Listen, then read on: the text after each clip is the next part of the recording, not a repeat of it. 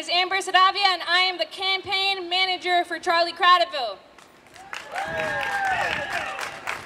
I am super excited to be here, and I'm happy that y'all were able to come out. I'm also just super happy that I could be part of this campaign. Charlie is someone that I admire. The work he does in New Brunswick does not go unnoticed.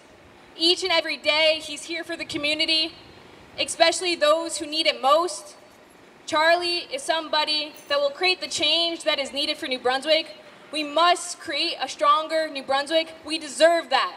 We deserve a change. We deserve a future that is bright. New Brunswick is a beautiful place, and I know that Charlie will create that place that we all need and want.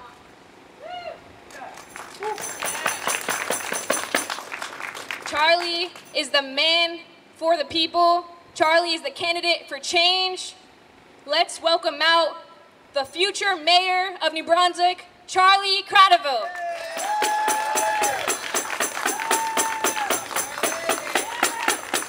Hello, New Brunswick. It is so great to be here with you. My name is Charlie Kratovil, and I'm running to be your next mayor. As I look out across the crowd today, I'm reminded of what makes me love this city, the people. It goes without saying that the past couple years have been really hard for everyone, but today we see a bright future ahead because people from all over are uniting together and taking yet another step towards a better New Brunswick.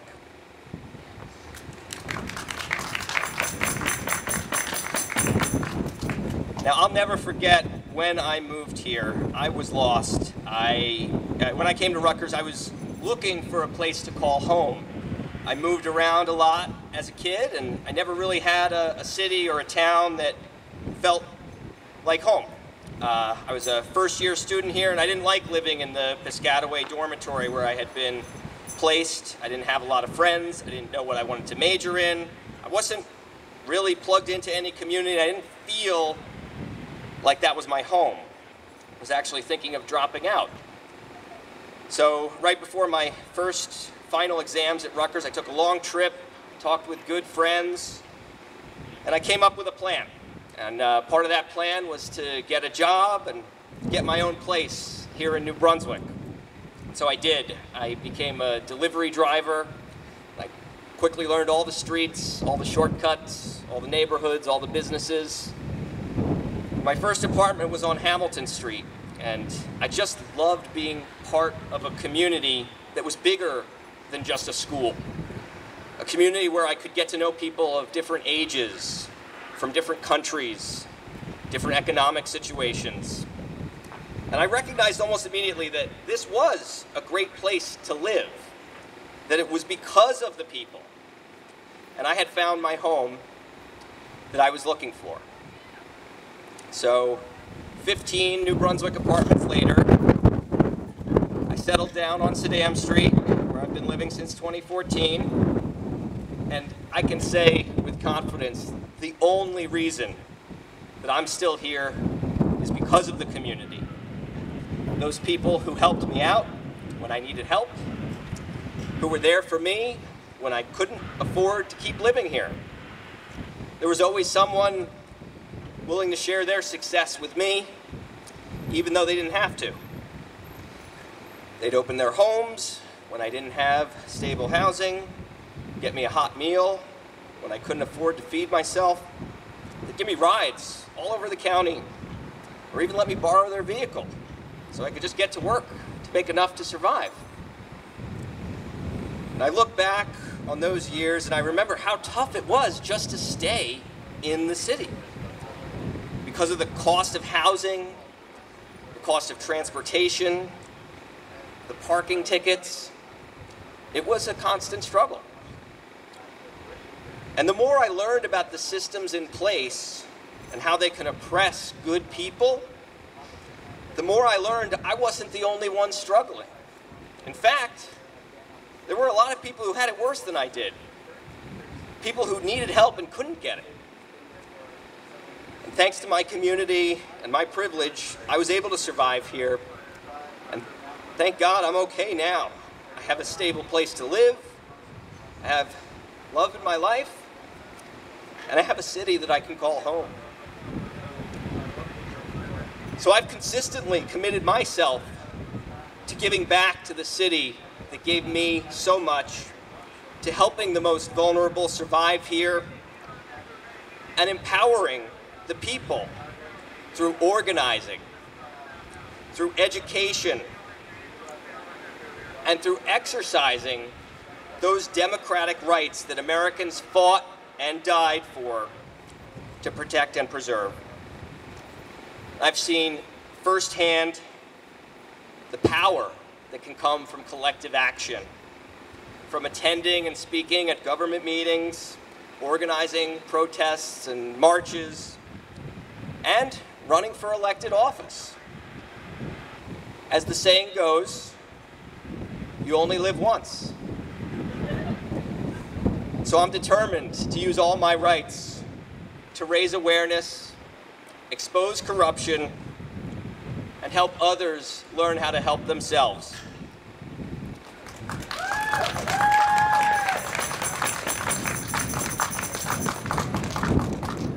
That's why I started a community newspaper. That's why I fought to win an elected school board here. And that's why I work every day very hard fighting for clean air, clean water, and clean government, because the people of New Brunswick deserve nothing less than that. Now, a lot has changed in the past 4 years. Because of our work, we've seen some positive things change. Last time I ran, we won improved compensation for the city's hardworking crossing guards. We got bus shelters installed in key locations to help people who needed shelter when they're waiting for the bus. I'm also pleased to say that the New Brunswick Parking Authority has not borrowed any more money to build parking decks.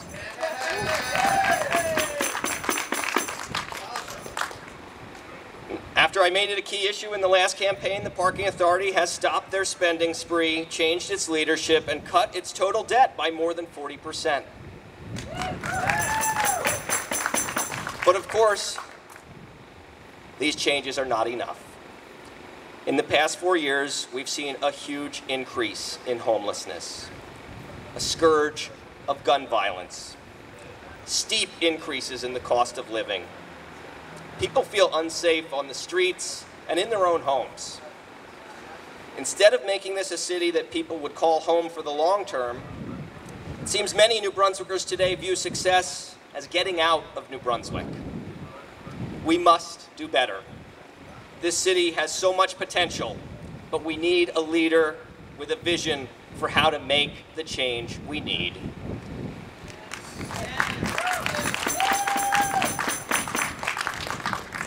In these past 4 years, we've also seen attempts to subvert and even cancel elections.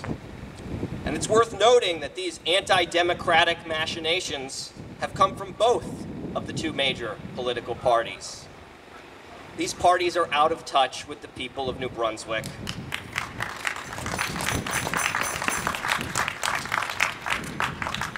They do not address our concerns, they do not offer solutions, and they do not serve the people of this city.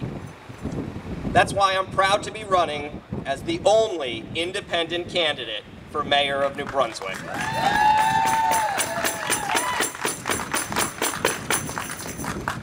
It is time for a change. After 31 years of the same oppressive, self-serving approach to government, where public officials are elusive, evasive, and ineffective, we need a full-time mayor.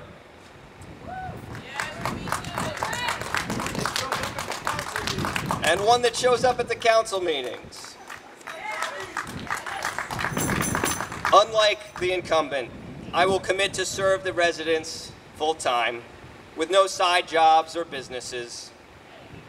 This city needs someone who can make at least that much of a commitment. I also promise that I won't overstay my welcome in City Hall. I promise to advocate for and abide by a 2-term limit so that democracy can flourish and young people with new ideas can get their chance to move our city forward. Once again, I am the only candidate in this race with a real platform to address the needs of New Brunswick residents. Together, we can make history by uniting behind our residents, meeting their basic needs, and forcing the political establishment out of power once and for all.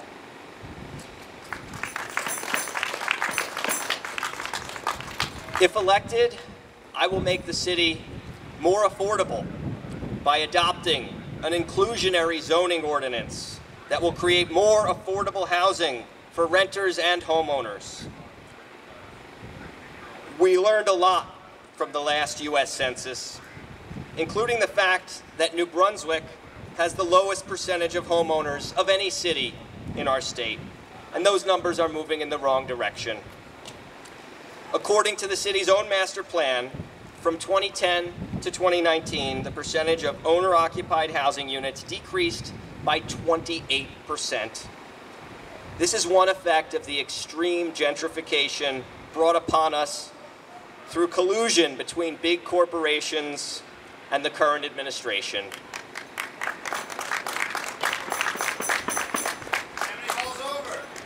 I also haven't forgotten how hard and how expensive it is to get by without a vehicle here. That's why I'm renewing my commitment to bring New Brunswick a better bus system, one that will be free of charge to both residents and visitors, creating a better experience for all who come to our city, connecting our neighborhoods to jobs and educational opportunities.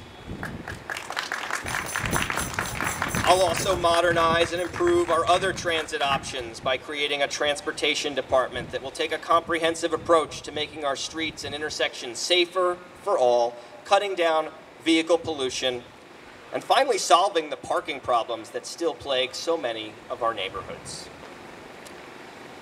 But perhaps the biggest crisis we're facing in New Brunswick right now is the violence in our streets. We need our police to be more proactive, more transparent, and more accountable.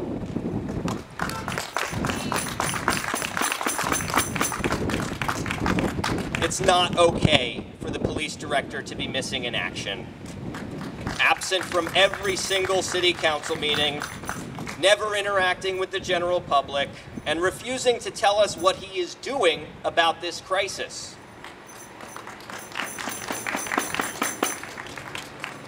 My heart breaks thinking of the families who are devastated every time there's a murder. I know many of these families through my work at the newspaper, and they are good people who don't deserve this trauma. They deserve so much better. But the approach of our current administration has been callous. Can you think of any other city where there was a mass shooting and the mayor remained silent on it? Something's not right here. Last year, the mayor's office issued a false statement smearing victims of gun violence, implying they had it coming or did something to deserve to die. Only after months of advocacy did they retract that statement, and they still have not publicly apologized to the families or acknowledged who exactly it was that wrote this disgusting statement and published it on our city website as a form of damage control. The police also shut down their online crime mapping tool last year, deepening their secrecy at a time when the public needed transparency the most. They've refused to provide legally required information under the state's Open Public Records Act. And that's why tomorrow I'll be appearing before the New Jersey Appellate Division Court with my attorney, fighting against the city's lack of transparency when it comes to violent crimes.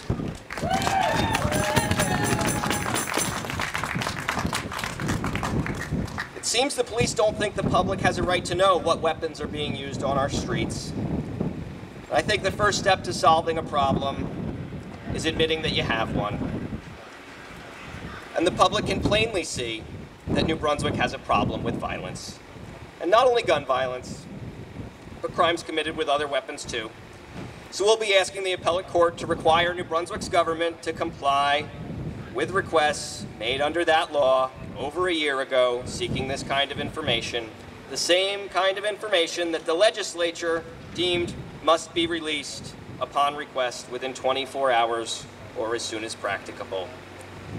It shouldn't take over a year and an appellate court case to get this basic information, but I won't stop fighting until our police department is transparent, accountable, and proactive in preventing violent crimes and protecting the people of New Brunswick. That's their job. I will be more concerned about getting real results for the people, improving public safety and quality of life, rather than focusing on spin and slander. This campaign is about putting people first, and that includes all victims of violence and their families.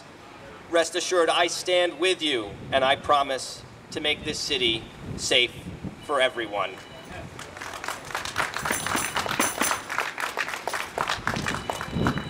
And so just like you only live once, we only get one planet to live on. It's a truly beautiful place. But it's up to us to preserve it for future generations.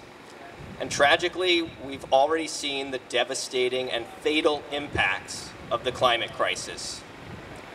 More flooding and devastation is in our future if we don't stop polluting our air, our water, and our climate, and take affirmative steps to reverse the damage that's already been done. If we don't do that, we will regret it deeply, and the next generation will pay the price for it. That's why we need to stop building fossil fuel power plants today.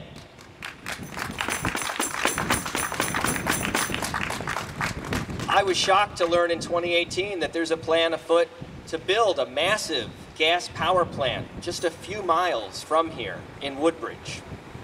As soon as I learned about it, I was against it, and I began fighting against it. I went to the planning board. I sued the planning board to try to stop it. And now I'm fighting every day to try to get the governor to stop it. We need to reverse course in many ways. There have been mistakes that are made, problems that are obvious, and we know what the solutions are. We just need the political will to execute those solutions and deliver for the people. So I'm asking all of you to join me in this campaign, a campaign about the issues that matter most to the residents of New Brunswick, making our city safe and affordable, and protecting our air, water, and climate for future generations. If you're registered to vote, I hope you will vote for me. Yes. If you're not registered to vote, register today. If you can't vote, please consider volunteering with the campaign and helping others who might not be aware of these things to make a difference. If you can't even make it to New Brunswick, consider making a donation or sharing our posts on social media. There's a role for everyone to play here. This campaign is about uniting New Brunswick and empowering our neighborhoods. Together, we can and will win. Thank you all so much.